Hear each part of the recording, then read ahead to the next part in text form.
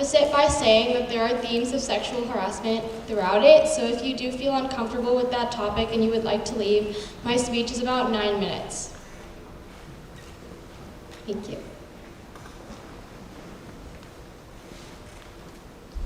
I have a phobia of butterflies.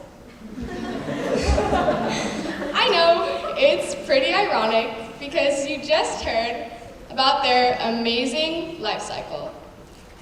For me, it started when I was in elementary school, and my class went out to watch a flock of butterflies fly through our playground. For every butterfly that we saw, we were supposed to tally it down on our paper with our little hands. Sitting with my back against a wall, my mind raced with the opportunity of just being able to skip class and hang out with my friends. Until the butterflies started coming. I remember my hand trembling as I tallied down 1 butterfly, then 5 butterflies, then 200 butterflies. I vividly remember the flapping of their wings and the huge hordes flying towards my tiny body. And I remember, sometime after, I stopped tallying. As I grew older, my answer to the question, "What's your biggest fear?" always felt very irrational. Butterflies. I had to go deeper into my subconscious mind to figure out why. Why did I fear the most harmless representation of beauty? The initial cocoon of the butterfly symbolizes the internal struggles of mental health and the progression into a colorful winged butterfly representing hope for a better future. And I realize now that the transition from a caterpillar to a butterfly is kind of like a teenager undergoing puberty.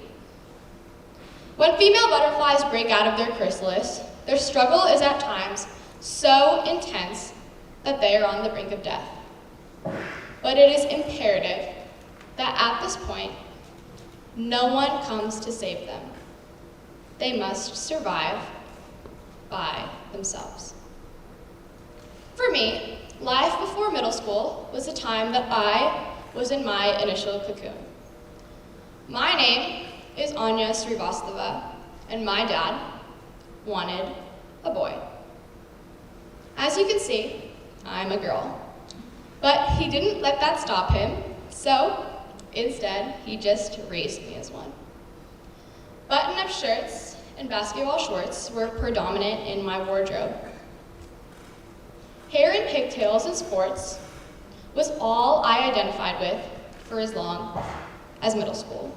And I was not allowed to paint my nails in the fun unicorn colors that I saw other girls walking around with. Expressing myself was considered talking back, and I had to be perfect in all of the extracurriculars that were picked for me. And wearing what I wanted during family events was frowned upon because I would be attracting negative attention to myself. This type of mindset severely affected my self-confidence and my ability to make friends. And sure, I would be cheery, and I would laugh, and I would giggle, but it always felt like I was a broken puppet, just saying her lines and playing her part. This type of mindset made me a very, very shy kid, and it affected my self-confidence. So in one afternoon during class, a very touchy-feely student teacher happened to casually brush past my front. I, that same shy kid, instantly froze.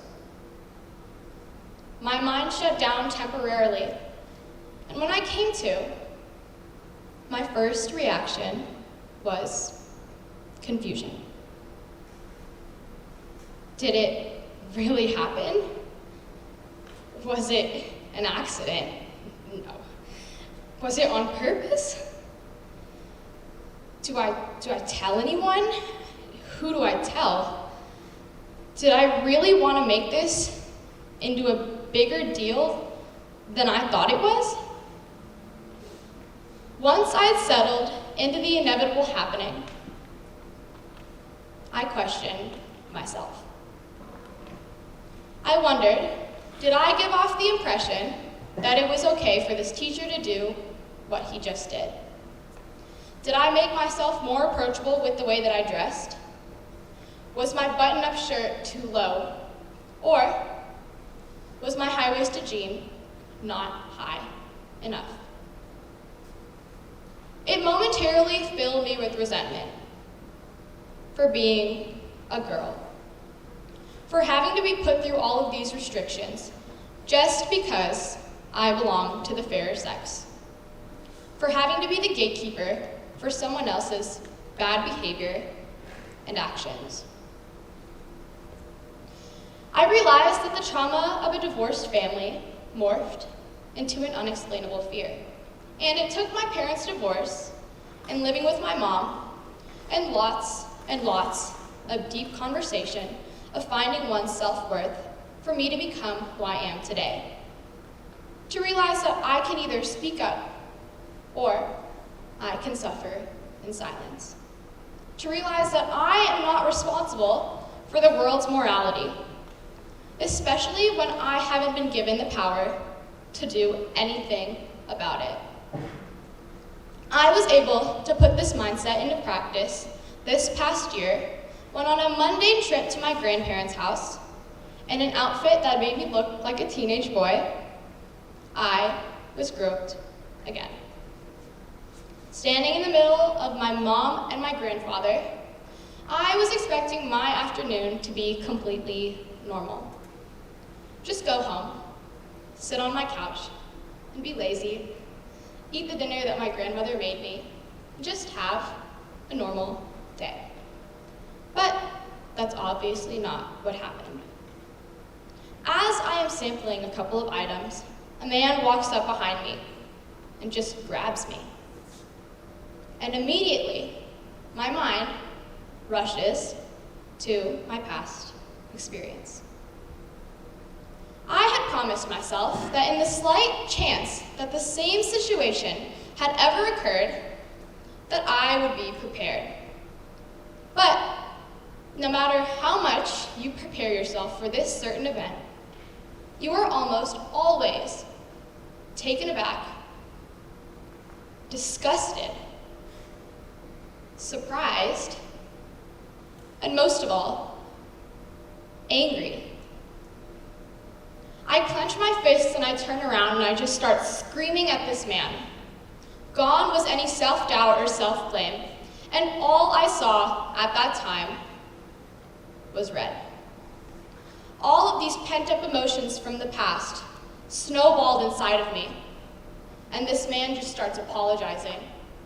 But I don't stop, and I make sure that his daughter, who's about the same age as me, standing 10 feet away, hears what a great man her dad was. This didn't make me feel any better, as I would have preferred a small war. But my mom talked me out of it, but only after she had given him her own verbal thrashing and getting him thrown out of the store. I look back on this experience proud of myself for not only protecting me, but for protecting my body. I'm happy that I didn't question myself even once throughout this incident, and I chipped away at the insecure cocoon surrounding me. His lack of morals was not my fault. Everyone at my age goes through their own insecurities, and some continue on into adulthood. But I'm realizing that the way that I look at myself in the mirror depends on my own mental clarity and who I see smiling back at me. I could choose to be a wallflower, or I could choose to express myself within societal norms. And I can make friends with the same outlook as I am, and they help me become a better version of myself. A version who I'm proud of, the best version of myself, the version that I love. My middle school experience was an experience. That's the one word that I can use to describe it. Experiences do not define a person, but they do shape who you are, and the memories of these experiences are equally as important. I decided to use my experience to help others become better versions of themselves, especially if it helps them break free of their fears and their limitations and aids them in becoming better individuals in life. The title of my speech is Painted Ladies, and the painted lady is also known as the Vanessa Cardue, which is the most common butterfly. Butterflies represent a powerful beacon of growth or a new beginning. So my fear of butterflies may represent me being afraid to move on from this current chapter in my life and start a new one.